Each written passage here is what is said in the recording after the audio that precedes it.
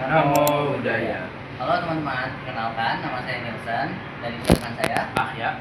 Kami dari kelompok 2 dan kami hari ini ingin mengedukasi kalian tentang apa itu meditasi. Arya, kamu tahu gak sih meditasi itu sebenarnya apa? Meditasi itu sebenarnya apa? Kalau saya lihat dari internet itu, meditasi itu tentang kayak menenangkan diri saja. Nah, kamu nggak salah. Secara garis besar, meditasi itu memang bertujuan untuk menenangkan pikiran kan. Tapi lebih dari itu, meditasi berfokus juga untuk mengembangkan batin. Maksudnya itu kayak gimana sih? Maksudnya itu saya membebaskan pikiran dari pikiran-pikiran yang negatif, hal-hal kotor, dan membuat pikiran tuh menjadi lebih fokus dan terkendali. Oh gitu ya. Tapi kalau misalnya meditasi itu cuma buat itu, selain itu kayak ada manfaat aslinya, udah kayak bukti aslinya. Oh, kalau itu sih beneran ada. Tapi sebelum lanjut ke situ, kita lihat dulu menu ini. Karena di dalamnya ini ada seseorang yang lagi meditasi. Oh, Samatha Bhavana.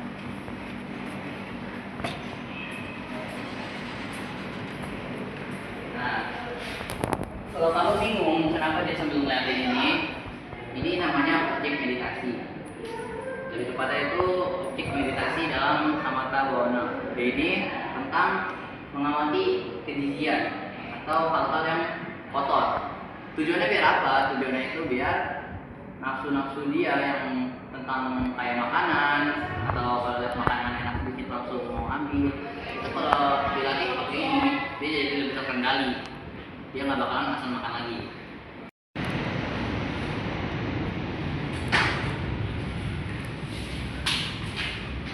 Permisi, ini dengan siapa ya? Saya Oh, kalau misalnya kita boleh nanya nih, ya kira-kira kamu udah berapa lama meditasi di sini? sudah sekitar sejam. Terus perasaannya tuh gimana sih setelah meditasi? Perasaan setelah meditasi itu kayak lebih tenang aja. Oke. Terus ini yang terakhir, kira-kira ada keraguan atau gangguan dari luar atau dalam diri sendiri kan? Nah, memang ini karena objeknya itu menjijiknya jadi muat. Tapi saya tetap juga dalam meditasi. Oke, kasih izin pamit. Namo Buddhaya. Namo Buddhaya. Nah, itu tadi sudah kita samperin ya orang yang lagi meditasi Samatha Bhavana. Jujur itu menurut aku sih lumayan menarik banget. Apalagi dia sambil bertahan ngeliatin makanan yang dibutuhkan gitu. Itu menurut aku sih kagum sih aku. Sama sih, itu juga. Biasanya kalau aku udah hal-hal kayak gitu, biasanya udah muntah sih. Iya kan? Tapi dia tuh beneran kuat banget sampai dia tuh bisa makan itu. Iya. Nah, sekarang itu aku tadi udah kasih tahu kan jawabannya kamu tanya soal beneran ada gak sih manfaatnya. Itu tadi manfaatnya salah satunya mungkin sama si orang yang lagi meditasi. Yaitu manfaatnya itu dia untuk menghilangkan nafsu ya, nafsu dari makanan-makanan yang mungkin dia setiap dulu tuh lihat ada kue enak, ada makanan enak kayak Indomie atau apa, mungkin dia tuh langsung mau semuanya, mau ambil semuanya. Tapi karena meditasi itu hawa nafsu dia tuh jadi lebih terkendali. Itu juga salah satu tujuan meditasi. Gitu ya. Jadi kalau misalnya meditasi juga kadang-kadang mau pakai buat itu juga dong. Betul. Kalau misalnya kita ambil contoh, dulu tuh ada di orang Indonesia, dia itu tuh kena penyakit kanker. Dia itu sudah dibilang sama dokter ini udah parah banget, hampir sekali sembuh. Tapi dia belajar meditasi sampai ke Thailand. Terus di sana nyari sembuh. Pas balik lagi ke dokter, dokternya tuh kaget, dia bilang, "Oh, kanker kamu udah mengecil, udah hampir hilang." Nah, nanti kalau kamu nggak percaya, kamu bisa searching di internet. Oke. Sekarang kita akan lanjut ke tempat orang yang bermeditasi di Vipassana Bhavana.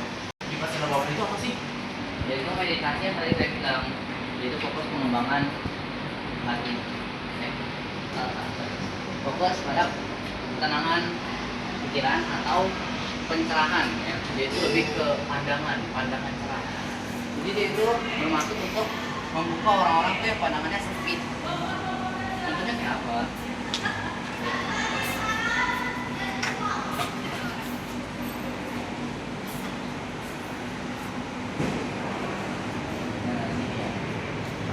Ini ada dua orang yang lagi yaitu sedang praktek meditasi Vipassana Bhavana. Kalau kamu bisa lihat, jadi bedanya sama Samatha Bhavana itu kira-kira apa? Kayak dokter gitu ya. Betul. Karena objeknya itu adalah pengapalan ditujukan untuk orang tuh yang biasanya meditasi, iri hati, atau enggak dia tuh selalu nggak pernah merasa puas. Itu tuh buat orang-orang kayak gitu biasanya meditasi ini yang paling direkomendasi. Bos.